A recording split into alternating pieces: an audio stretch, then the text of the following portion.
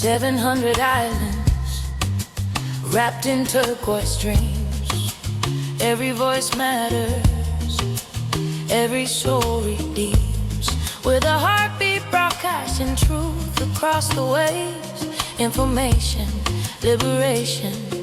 This is how a nation stays. From Andros to Abaco, a love at a Grand Bahama shore. We're reaching every family, knocking on every door. Not just talking policy, baby, we're changing lives. When social service meets compassion, that's when hope survives. We speak your language, we know your name. Through the airwaves, through the struggle, we remain. Building bridges over water, building trust on solid ground. The Bahamas ministry, where love and justice can be found. We are islands of care in an ocean of need. Planting faith like coconut trees, watching future succeed, watching them grow. Broadcasting truth, serving hearts, making sure you're heard. The Bahamas rises together when we honor every word. This is more than ministry, baby. This is sacred ground. When social services meet heaven, that's when grace abounds.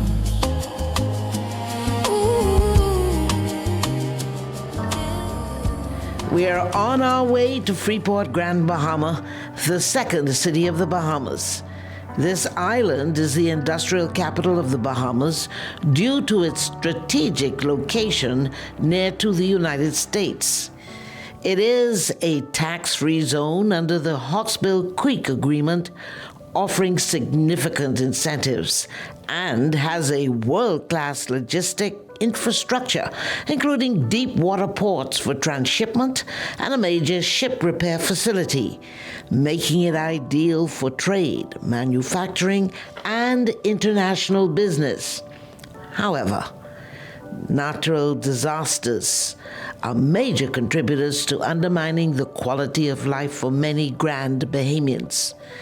The Bahamas Ministry of Social Services, Information and Broadcasting is aggressive with its grants and programs to facilitate restoration in Freeport and the Bahamas.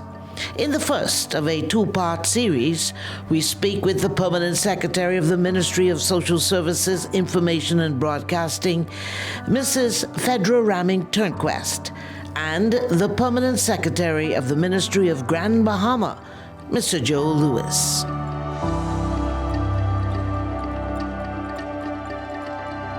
It was a really smooth flight, and I love Western Air.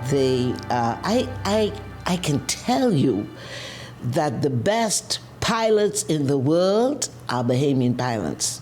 Have you ever traveled on Bahamas Air, Western Air? When they touch down, oh my God, if you're asleep, you don't know, until you feel that taxiing. This is a very special program today. I want to welcome you to Taking Social Services to the People. And we thought that here in our second city, they have been struck by devastating hurricanes, and we had the pandemic, we had COVID, inflation, the hardships that hit the headlines.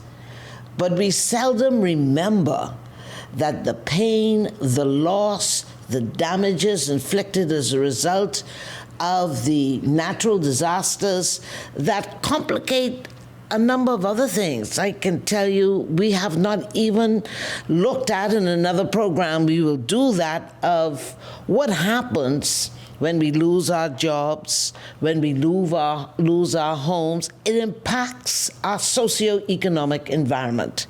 Today we have two leaders, two permanent secretaries, the permanent secretary for the ministry for Grand Bahama, led by the Honorable Ginger Moxie, and the permanent secretary for Social Services, Information and Broadcasting, the Honorable I must be talking future for both of them. But they are honorable people.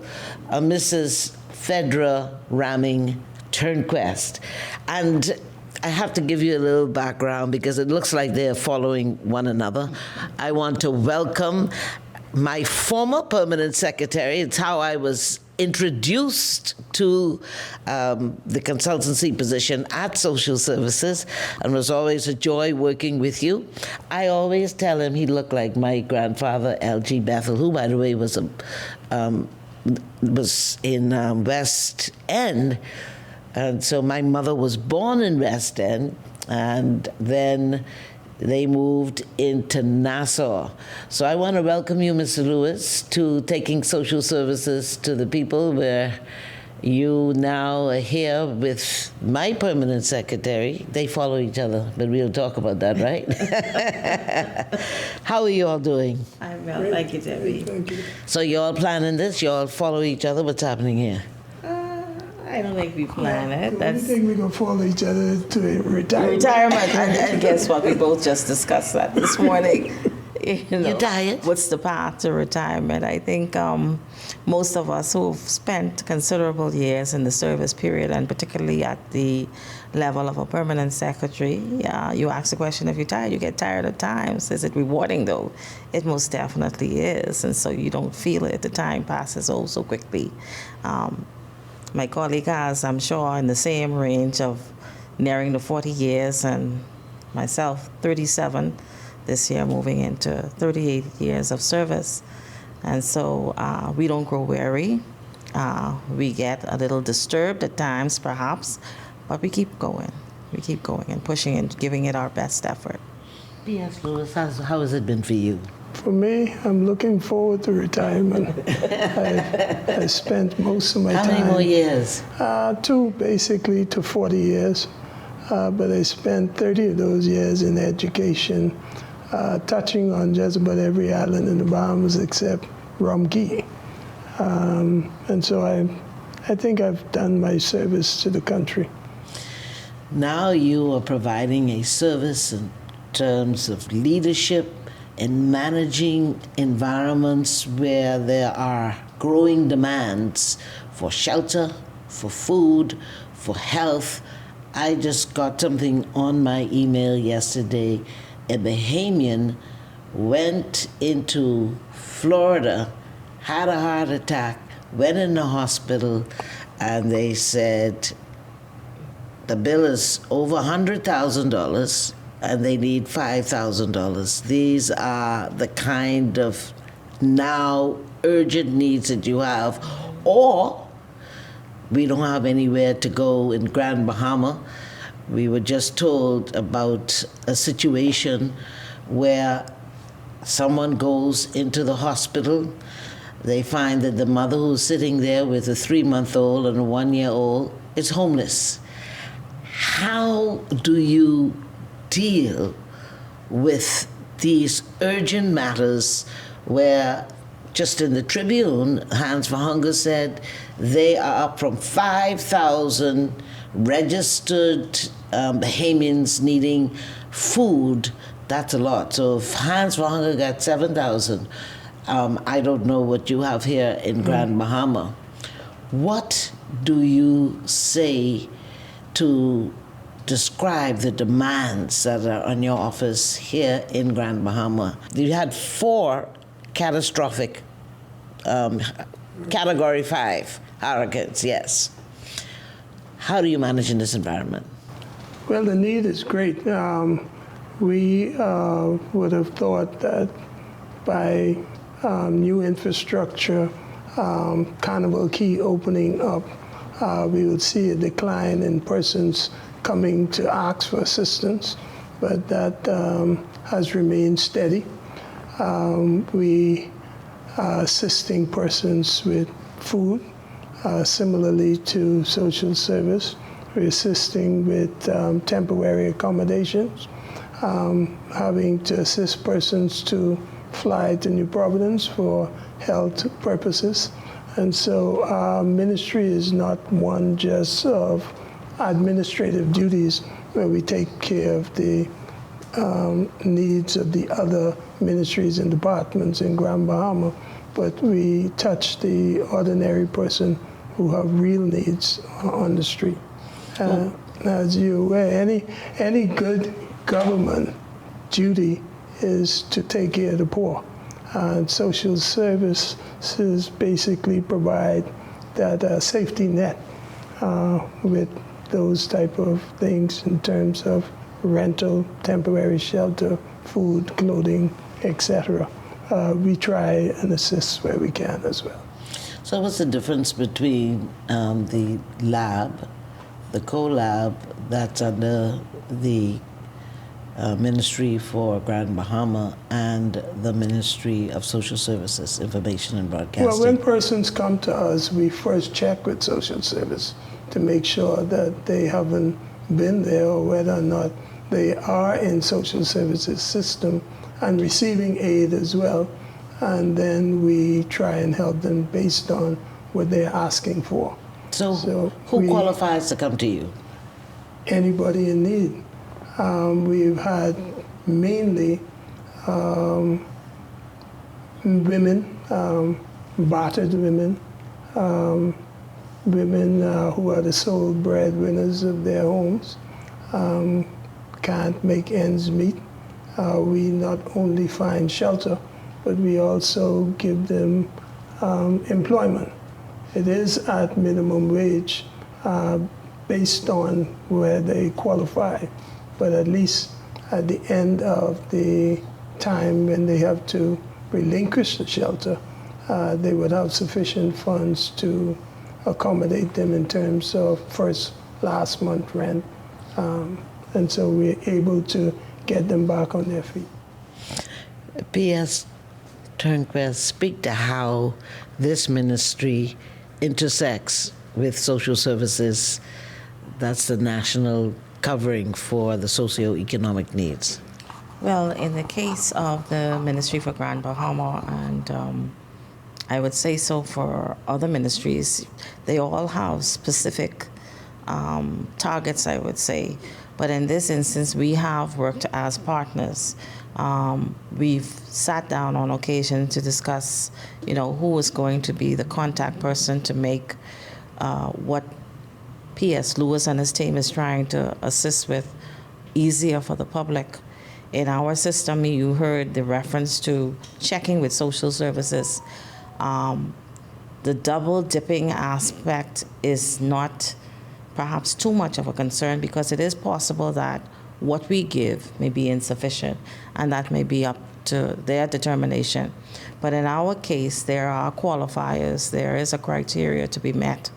And so it is very possible that a person could say, I'm in need. But in the case of the social safety net, it is intended for the poorest of the poor.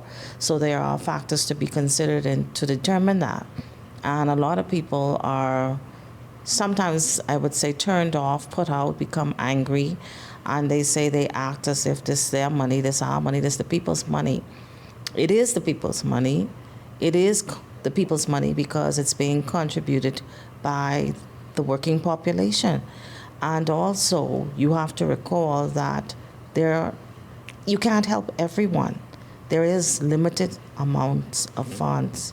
And so you had to set a criteria. There has to be a way for us to determine who should get the funding. If you were to say just basic need, then everybody would find a need to come through the door and say that I need it. They could justify that they own a duplex but still be in need. The individual who is renting is also in need. The individual who has no home and in the car is also in need. The individual who's living with family and is cramped and is frustrated could justify that they are in need. They're all different scenarios. And yes, they're all needs, but what is going to be the criteria for the person to be considered for assistance? It has to be with the greatest need. There are a lot of complaints about bureaucracy. What are the bottlenecks that really undermine excellence, Mr. Lewis? Well, just that determining what the criteria would be in order to give persons aid sometimes can be frustrating to the person requesting. I learned that in social services, and that's how come the late Obadiah Wilscombe thought it fit to establish a communications section, because most of the news coming out was bad news about social services. So it was an opportunity to create your own narrative, so to speak, or to counteract what was said that may not have been quite the truth. And so it was an opportunity to highlight as well those excellent workers in social services that went unnoticed. But usually the delay in giving persons their aid, sometimes person would say, well, I was waiting for rental assistance for a year. And when you follow up, sometimes someone dropped the ball somewhere. Sometimes they didn't qualify because they already had it for a year, within that year. But usually the wait time is a problem. You can only act on what you know, and as you said, the late Obadiah Wilscombe established this unit. You were the permanent secretary at that time, and I do see a consistent thread. First of all, it was, jaw-dropping for me, because even though I believe I'm an informed person, I had no idea of the extent of work that the Ministry of Social Services does, nor the quality of staff, of leaders, within, and the magnitude of the problem that the nation faces. And so when we come back, I'll tell you why sit-downs like this is so important, because you can only act on what you know. And to this day, I'm still hearing, I didn't know social services offers those services. So there are services that you need, but there are also expectations that some of us have that becomes counterproductive to the socioeconomic stability of our country. When we come back, we'll talk a little bit about that.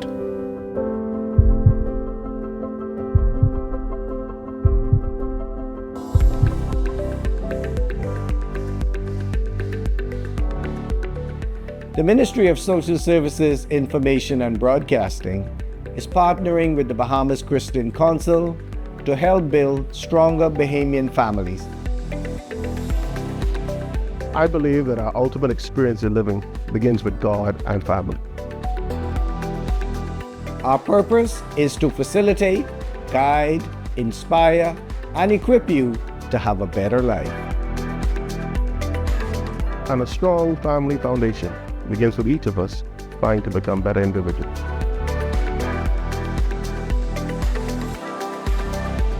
Let's unite for a stronger Bahamas.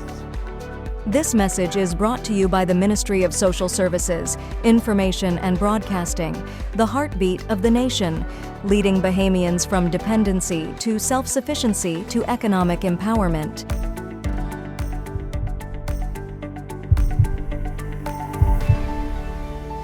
Just before we took the break, we talked about bureaucracy. Let's stay there for a moment. The frustration of bureaucracy. It's not unique to social services or the Ministry of Grand Bahama, because every organization is made of you and I, and some of us come to the table with excellence and some of us come with mediocrity. Then another set of us come with slack hands, Brother Tim, who destroys. I could never forget P.S. Lewis, P.S. Rahming-Turnquest, that in the 90s, the chairman of Hines, Dr. Tony O'Reilly, said, Debbie, you don't have to settle for inefficiency in government agencies. I'm going to take you to Ireland, where the Ireland television station is very efficient and very profitable. I think that we would all acknowledge that there are bottlenecks in our systems. I'd like both of you to speak to that for a moment in terms of what, in your opinion, contributes to the bottlenecks that frustrates and takes forever, amen, sometimes. What do you think? Debbie, that's a good point, and I know you raised it in the previous segment too.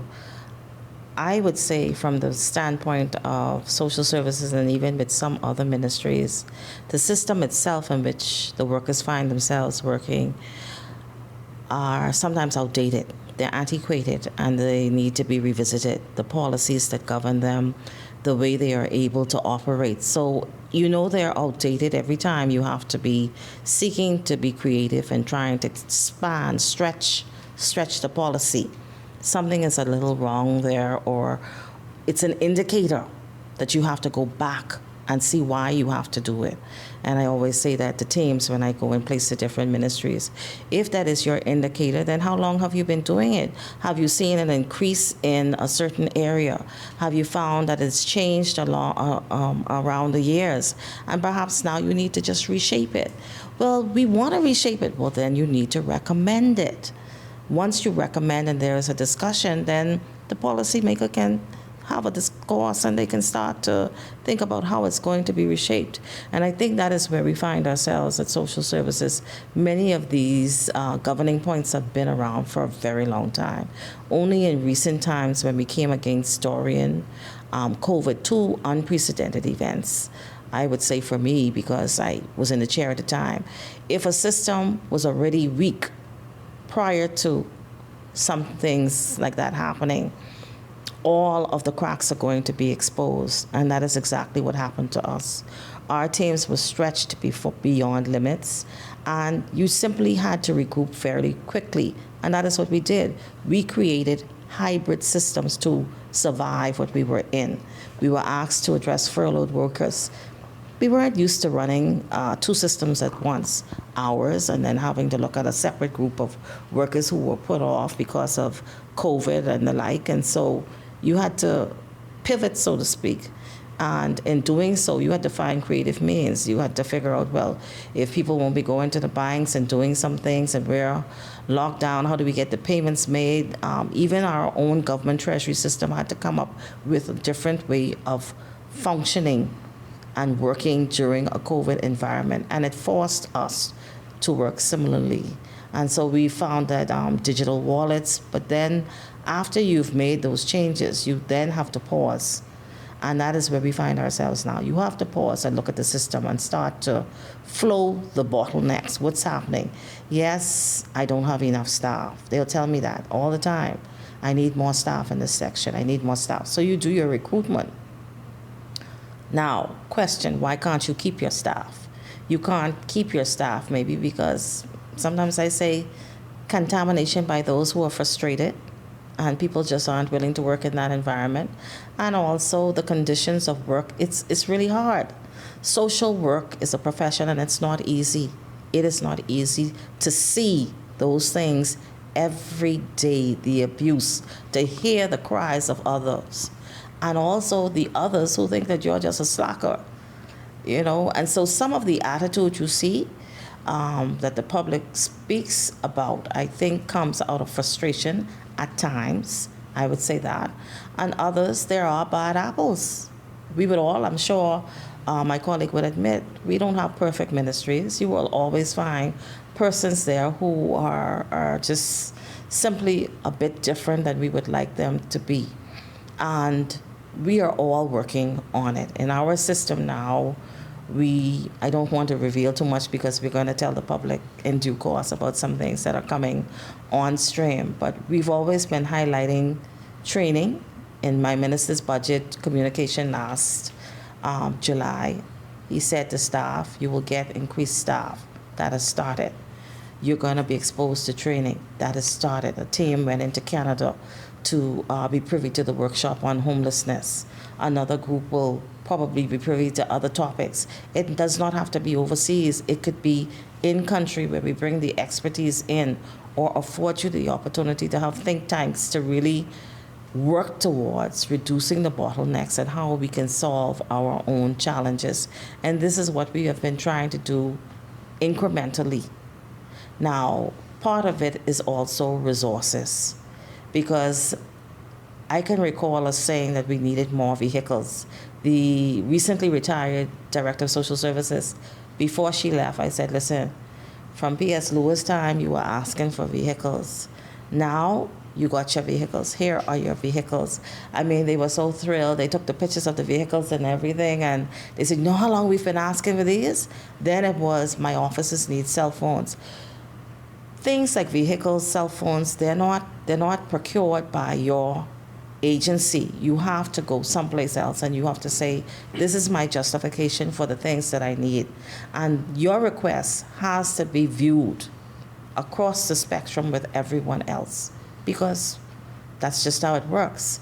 Now, can we use more? Yes, we can use more of the resources in terms of vehicles. Yes, more cell phones, because we're revamping a system where we'd like to be able to have persons call our call center instead of thinking that the only way you can get an update is having to go to maybe a political figure or someone you know and say, hey, you can tell me what's happening with my application. No, you don't need to do that. Why don't you just pick up the phone and call? They can tell you what's wrong or what stage your application is at. Or maybe it's even better at a critical point in processing where you get a text, where you get an email, where something tells you, you are now at this stage in your processing. At the next stage, please, you will be told to report to X, Y, and Z. And these are the transformational moves that can actually begin to pop and provide some relief, in addition to constant awareness to the public to let them know, quite simply, what you can deliver and what you need to bring to the table if you're making a request of us.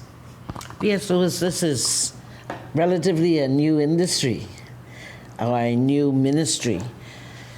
What's your response? And how would you describe the bureaucracy here? Well, this is a small ministry, so in terms of we get things done rather quickly.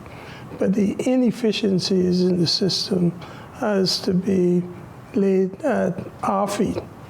I think government, in its haste to hire persons, hire them who are ill-equipped to work where they are working. And when they come in, we don't give them the training that they need. I remember working in the Southern Bahamas, Michael, when my principals get sent down, you forget about them.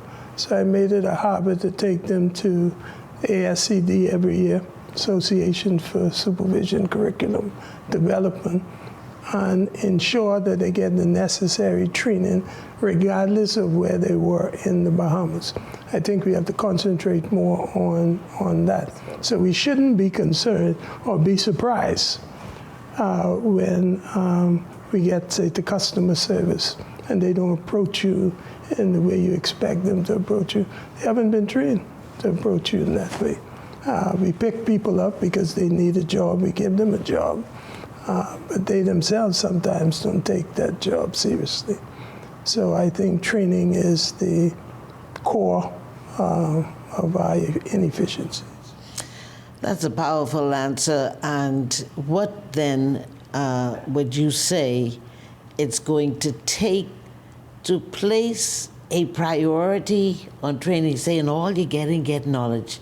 We talk about the upskill programs.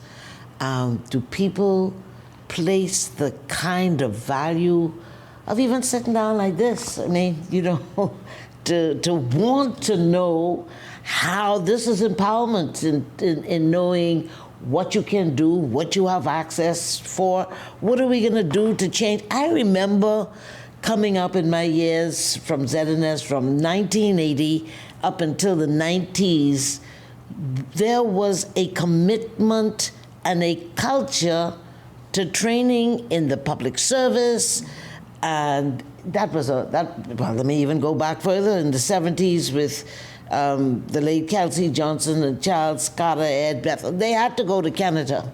Like you just said, some of our employees went to Canada. What are we going to do to get that back? What's the change in mindset, or is there a change in mindset? I think the powers to be, even though you may put it in your budget and ask for an increase, have to see the need to give you the funding, because training costs money. So we need to ensure that the persons who have the power to give us the additional funding for training do so. Your response. I would concur with what my colleague is saying. More funds will be required if you'd like to expose your staff to training opportunities, those overseas and even locally, because the talent to put something together, it does have a cost. We do have a public service training component that all staff are able to take part in, but training in my area for my staff is specific. It is very specific to them. And so to keep them on the cutting edge, I think in some cases even an exchange program, we'd like to facilitate so that they know that, listen, we are ages behind because now if you go to this country, look what they're doing. They are processing. You have a 10-step to get approval process, when in fact they have been able to reduce this to a mere 3 or 4. And that's just an example. There are different ways to do the job, and maybe without exposure and retooling, you haven't kept abreast of the latest techniques. And so we are going to certainly try to bridge that gap. We've started. It's a long road, but we shall continue, Debbie. Yeah. And I just want to, while we're on air, congratulate, put in a plug for Jerome Fitzgerald. While he was at education, he ensured that happened. We visited all the top countries, education, who were quoted as being the top education countries in the world, to see what they did differently. Unfortunately, he didn't stay long enough to put some of those things in place. But I think that is the idea. Because when we look, for example, at Singapore, I was able to go to Singapore, Australia, New Zealand. Some of the things that their 6th graders are doing, our 12th graders are not doing here in the Bahamas. I want to talk about that. I didn't intend to go on the next segment with training, but you hit a really powerful chord there. But we'll also have to talk about, we are talking about when your evaluation, we got to evaluate on both sides. This is what the government can improve, but what about self-government? It costs more to fail than it does to succeed. And together we have to succeed, but we're not going to get away with what you just said. But we can also talk about our mindset. Why are we failing at the levels that we are? There is enough of us, or there are enough of us to make a difference, to restore and strengthen the way forward. We'll be back in a moment.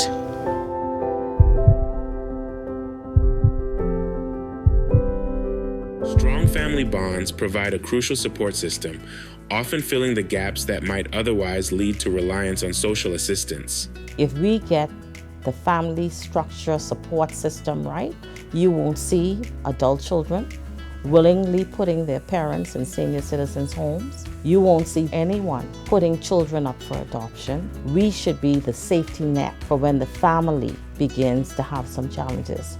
Addressing the root causes of dependency is essential, as our goal is to shift the focus from merely providing aid to fostering self-reliance. We must be prepared to move persons from dependency to self-sufficiency to economic empowerment. And I'm asking the public to join us on this journey. This has been the Heartbeat Brief, an inside look at the Ministry of Social Services, Information and Broadcasting.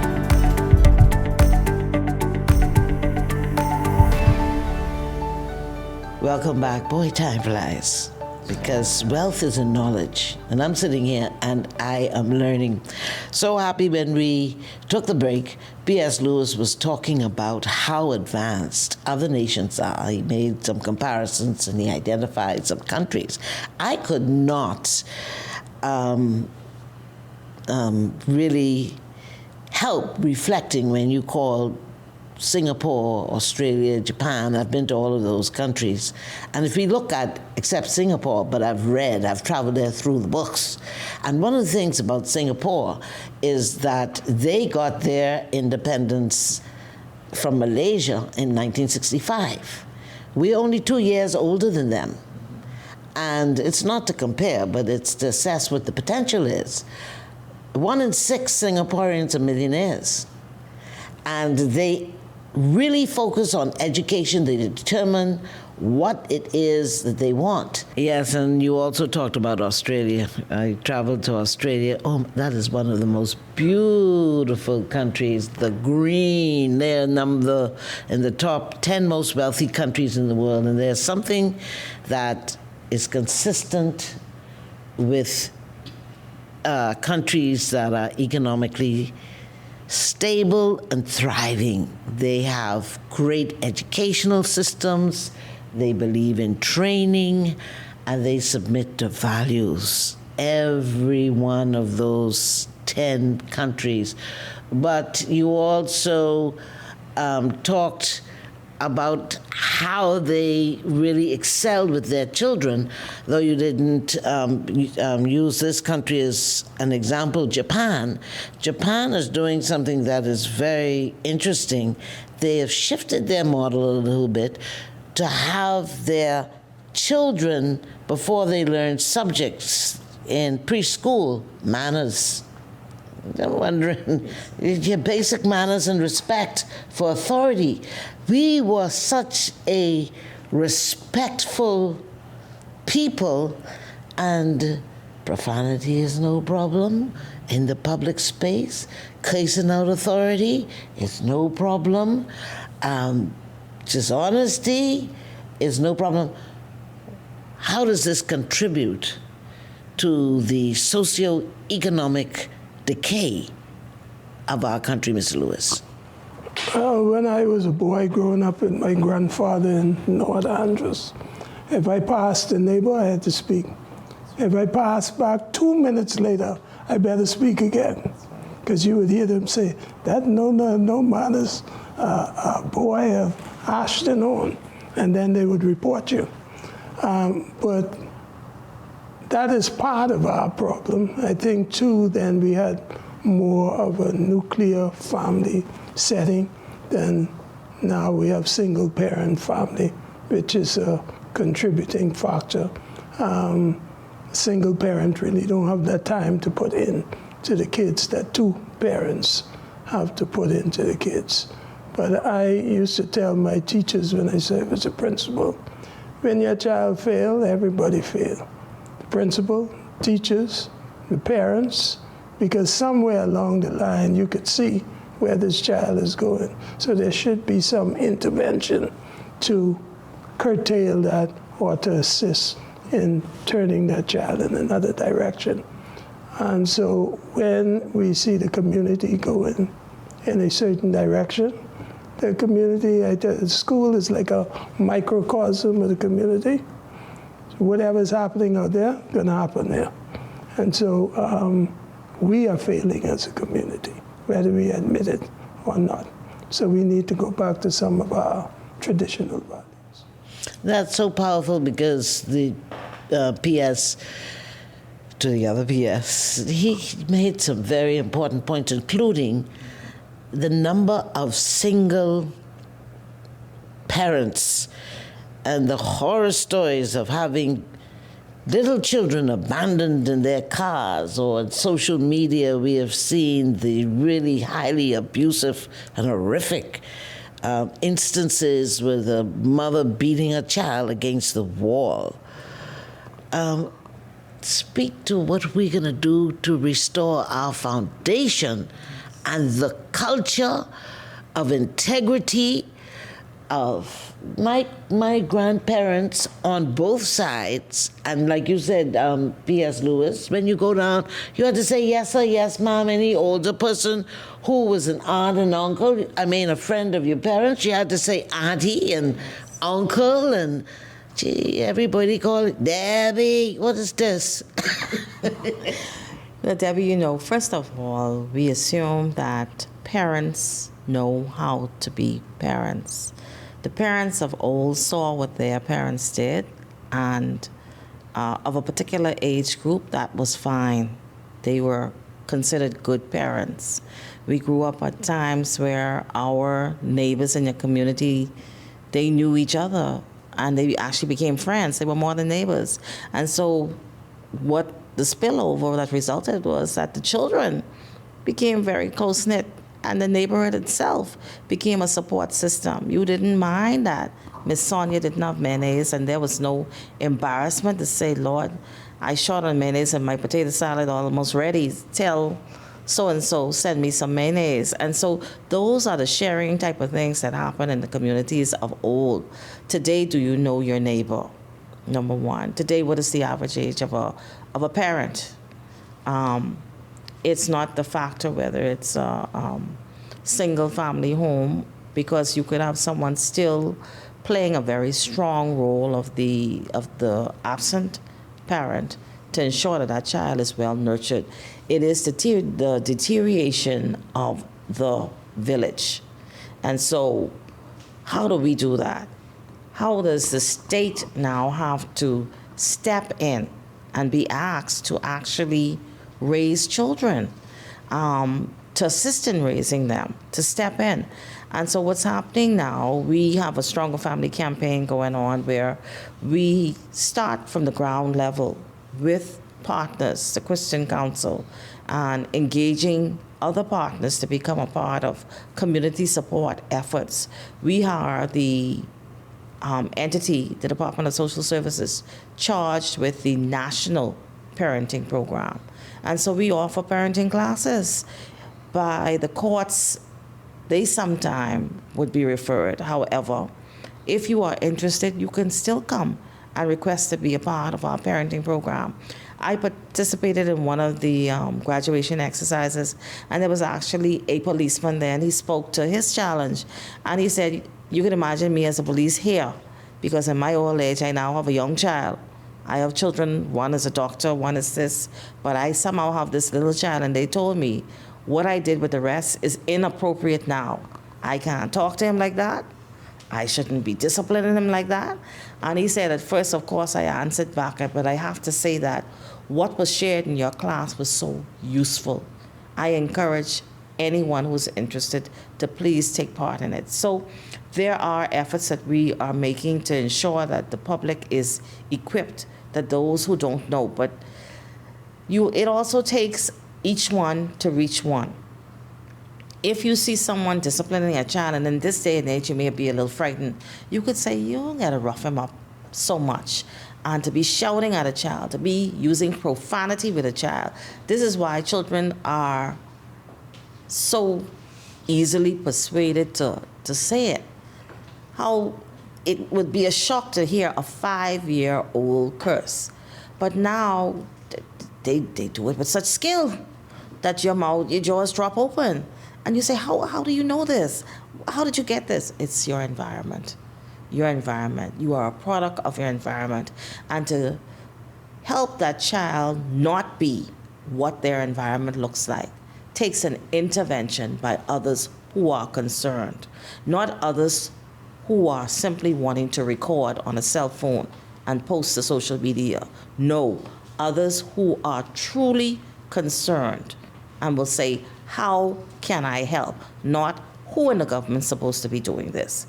Yes, government has some responsibility when it pertains to certain areas, but we have to start thinking about the challenges of this country, as in how do we as a people join hands with the entities established to do certain things to ensure that we do it at the highest level, that the spirit of excellence that we as a people were once known for is restored. Can we look at ourselves and conduct a bit of introspection and truly say that as a country we are pleased to see certain things unfolding the way they do? I'm sure persons would say, no, I'm not pleased with this, I'm not pleased with that. Well, it's not just good enough to be not pleased. What is your role now?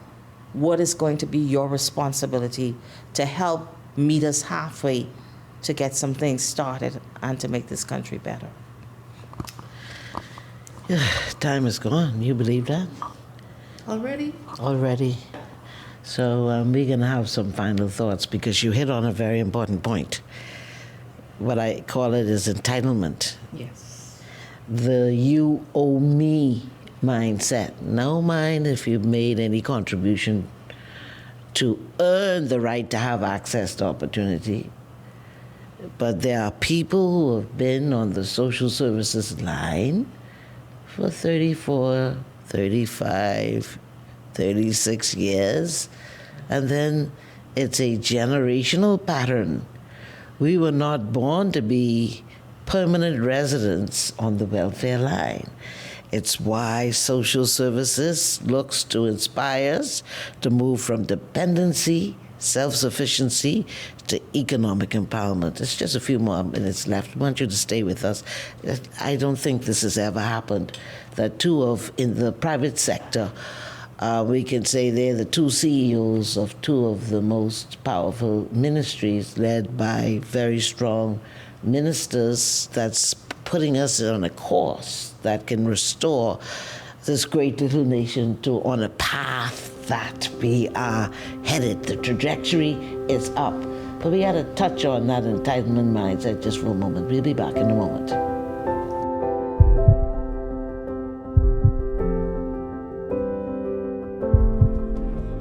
Have you heard about the Promise Unit? The Department of Social Services provides food assistance, housing assistance, uniform assistance, burial assistance, and financial assistance. Promise makes it easy. You can log on via cell phone, your computer, or your tablet. Sign up today at promise.gov.bs. Once you've registered and created a profile, you can call the Promise Customer Contact Center and speak with someone about any inquiries at 1-242-4-PROMISE. That's 242-477-6647. You can now stay in tune with all things social services on any one of our social media platforms: TikTok, Facebook, Instagram, and YouTube. Also, missed any of our Taking Social Services to the People programs? No worries. Subscribe to our YouTube channel, The Bahamas Heartbeat, to watch all of our programs and special content. Social services is the heartbeat of the nation, taking our clients from dependency to self-sufficiency to economic empowerment.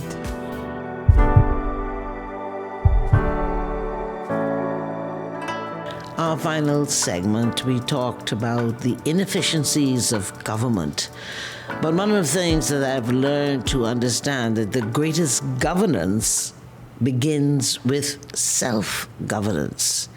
I can't help but think, I've heard threads from both of your contributions that we are being, my words, not yours, my assessment of what you're saying, undermined by an entitlement mindset. To some degree, Debbie, I would say, only to some degree. That thought does not hold true straight across, but there is a very strong thread presenting itself in the community of an entitlement spirit, from the young to the old, that the government must do this for me. Whether I am working, whether I have, the government must. And even if I don't have, I am your responsibility. After all, you are the government, so you must take care of me. And what you're giving me is not sufficient, so you need to give me more. There has to be some way that we can get persons to understand that, yes, your life's choices may have placed you at an uncomfortable spot in this period of your life.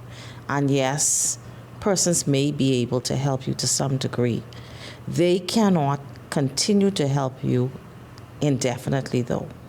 And the help may never be to the level that you believe it should be.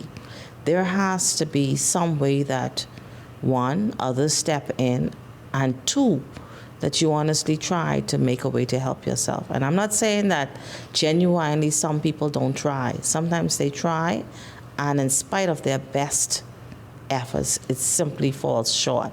In those cases, you tend to be more lenient and can try and extend some graciousness a bit further to see if you can help people a bit further. If the deadline for you to cut off of something may be 2 weeks, maybe they spend it into even another month. just to try and accommodate you.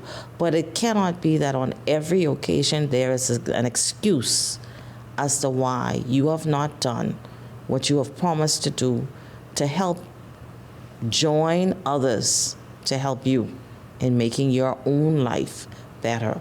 Your life cannot get better by just solely external forces. You have to invest a little something.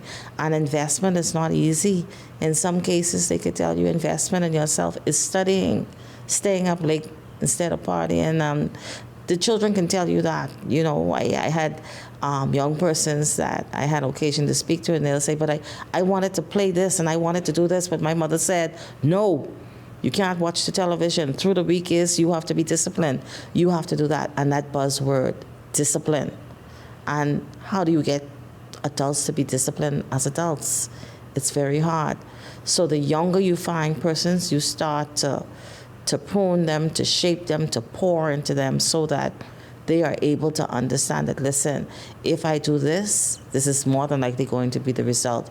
And when the result happens, life has consequences, and it means sometimes a bit of an uncomfortable spot. And we won't leave you. We will certainly try to help you. And we call for those who have been helping in the community. Thank you, the NGOs, civil society, the churches. Continue to do what you do. I think of Great Commission Ministry and Pastor Hanschel and his wife who've been doing that great work for years. All of the others, I saw a flyer with a Pastor Ann at school time, and I just randomly saw it on Facebook, and I said, wow, she's giving out supplies to families. The first 10 gets a whole... Is that Ann Moss? Yes, that was it. That was it. And when I saw the pictures that they had posted, I mean, they did great work. And not everyone gets a grant from the government, but yet they do it. Thank you to all of those. In spite of your challenges and what your own financial means may be, you see the need, you stepped in, and you filled the void. That is more of what we need. We need neighbors to be neighbors again. We need neighborhoods to be the neighborhoods of old. We need families to get stronger. Isn't that powerful? You have the final word, P.S. Lewis. Let me just commend the Honorable Ginger Moxie and the work she has been doing in Grand Bahama in terms of assisting entrepreneurs. I think we've invested some over $500,000 in the past year and a half for persons to start up their own businesses. Many of them are doing quite well. Also for establishing CoLab, Restoration Village, which assists persons, taking them off the street, hopefully out of welfare, and then in 6 months' time, placing them in their own apartment where they would be responsible for their own destination. Thank you for having me on the show. I appreciate it, and welcome to the Magic City. It's people like him that makes it magical, and I want to commend you for the minister for the entrepreneurial.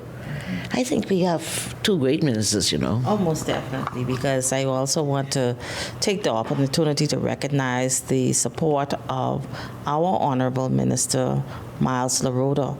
He has been there as our biggest cheerleader, saying that, listen, we got to get it done. And he speaks it as it is. If the attitude is not right, he calls it out. But if you are doing well, he also recognizes and celebrates you. So we have been charged to do a lot, a tall order, but he's been there in the trenches with us every step of the way, and we were grateful for that. He's rolled up his sleeves. He's not only just left it to us.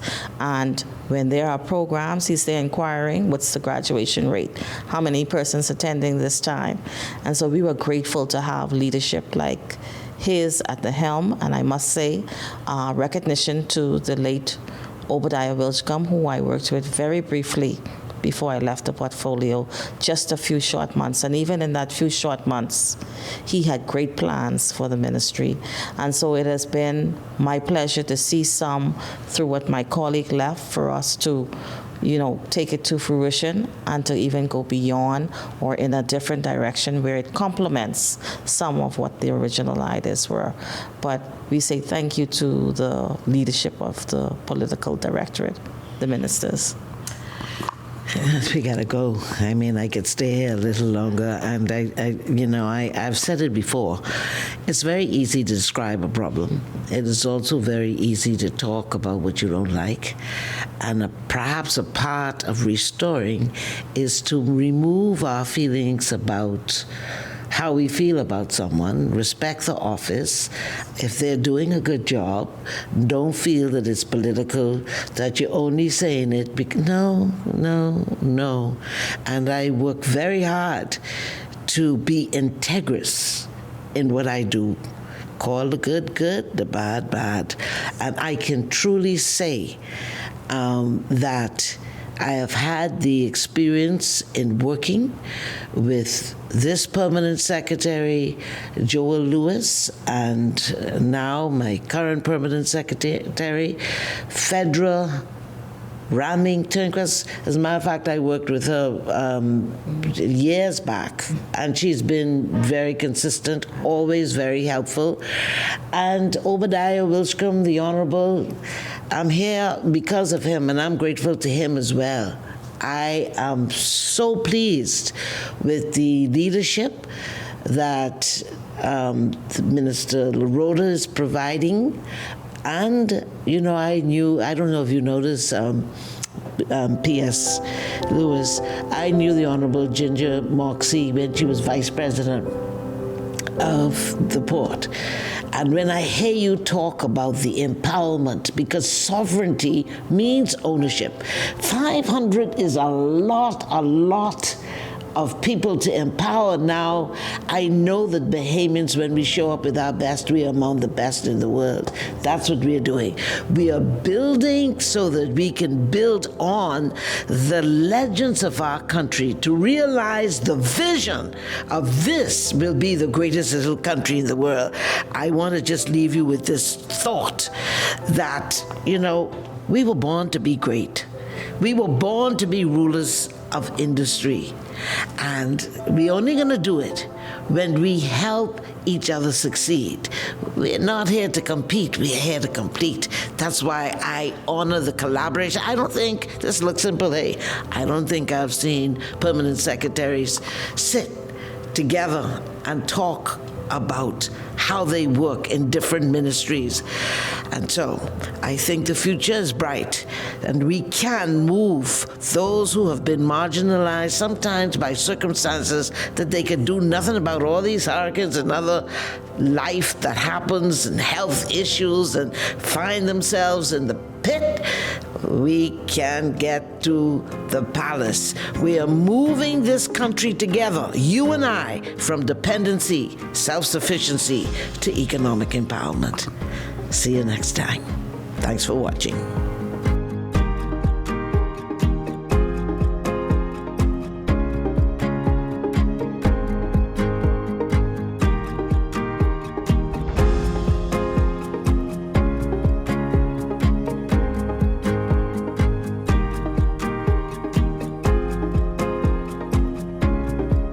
This has been a production of the Ministry of Social Services, Information and Broadcasting, the heartbeat of the nation, where we move our clients from dependency to self-sufficiency to economic empowerment.